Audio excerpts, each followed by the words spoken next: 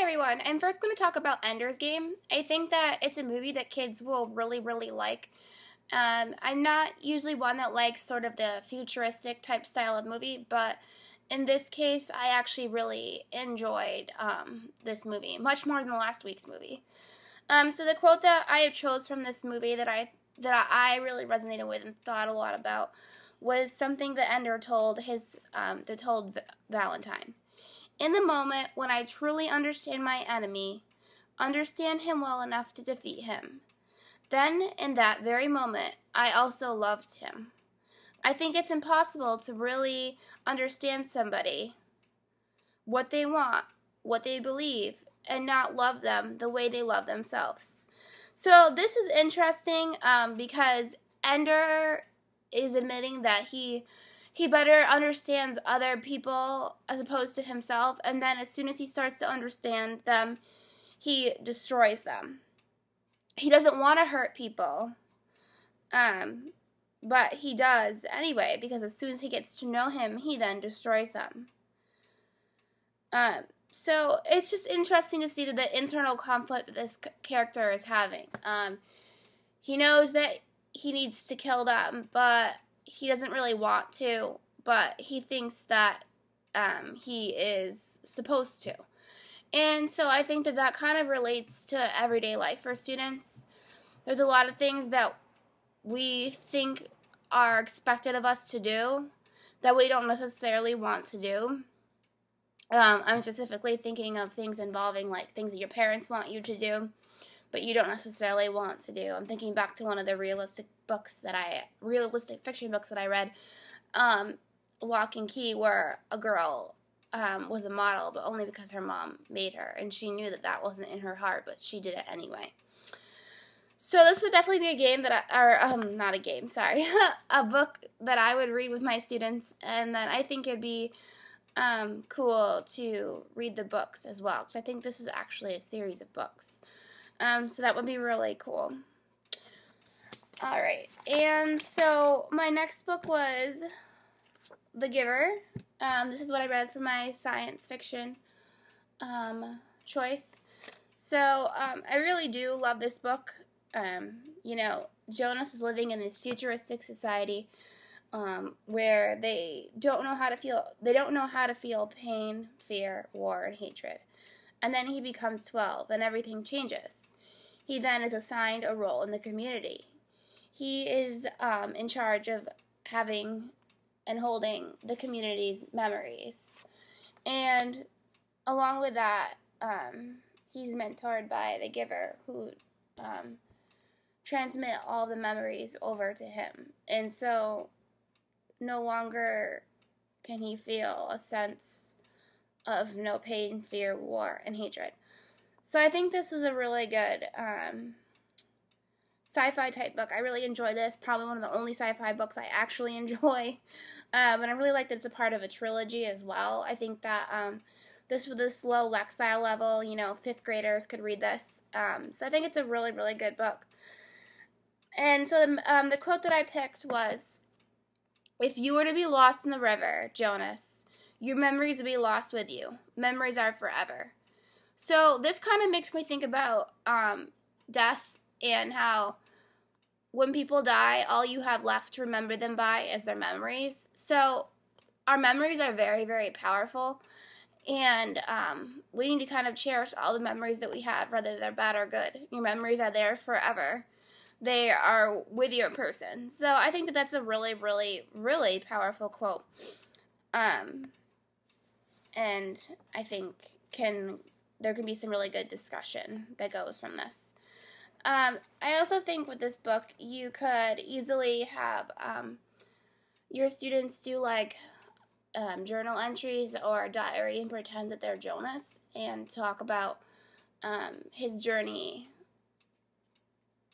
as the new Giver. So I think that diary entries would be really, really cool. I also think this would be a really, really cool book to do a story compression on. I didn't choose to do a story compression on this book, but I think that this would be a really good book for students to do that project. I think there are a lot of options that they can do, and it's also helpful that there's images of some of these characters because this is also a movie. So students can search The Giver, the movie, online, find images from the movie, and then use that in the story compression. So I think it's easier to do the story compression when you have a book that is made into a movie, because then you have pictures that are relevant to the book. So that's that. And then this book also really surprised me too. This is one of the books in the Pretty Little Liars series. It's called Perfect. I believe this is the third book in the series. I hadn't read any of these books before. I'd watched like the pilot episode of Pretty Little Liars on Netflix, and then I kind of gave up on it. I really, really didn't like it. But then after reading this, now I think I'm going to give it a second try. I really, really enjoyed this. So this is kind of what I would call sort of a mystery type novel. Basically, it's about Emily, Spencer, Aria, Hannah, and Allie, who are all best friends. And then one night everything went wrong. They were all together. They were hanging out in the barn. Spencer and Allie got into a fight over Allie's text messages because Allie kept getting all these text messages, but she wouldn't tell anyone what they were about. She said it was a secret. So they went outside of the barn to talk, and only Spencer came back in. Allie was never seen again. Spencer feels as if she was sort of like hypnotized, and she doesn't really know what happened to Allie. So she comes back in and says Allie's gone. And for a long time, they don't know what happened to Allie. They eventually found out Allie was murdered. There's a catch though. They don't know who the murderer was. After Allie's death, they were no longer all best friends. They all kind of went their separate ways. And but they all are receiving these text messages from somebody named A. And so A, we don't really know who A is, but A texts them and gives them and threatens them with different things. I know your secrets. Keep my secret, or I will tell all of your secrets. She was referring to the fact that the friends were considering telling the police everything that had happened. Officer Wildman. But that's what the texts were. So it's a very interesting book. There's a lot of mystery. I found myself just wanting to read the entire thing in one sitting. It was a really, really good book. I won't give away what happens. I'm sure most of you have probably seen the series on Netflix. So I won't give that away for those who haven't. So I think this is a book that I wouldn't make the whole class read. I would definitely do either a literature circle or encourage my students to read this in their free time. So I really, really like the first page of the book because I think students can really relate to it because it talks about friendship. So I'm just going to read the first paragraph to you because I think that many students can really relate to this. And to me, this first paragraph already got me interested in the book. A lot of times I have to read, 10, 15 pages before I actually am grabbed. This grabbed me right away. Keep your friends close. ... Have you ever had a friend turn on you? Just totally transform from someone you thought you knew into someone else?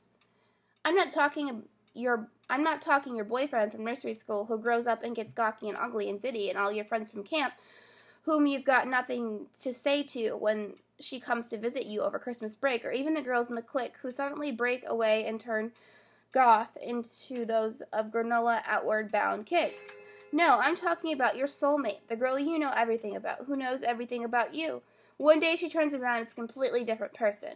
Well, it happens. It happens in Rosewood. And so I think that this quote many students can resonate with because friendships change. As you grow up, I can guarantee you're not friends with everyone you were friends with in pre-K.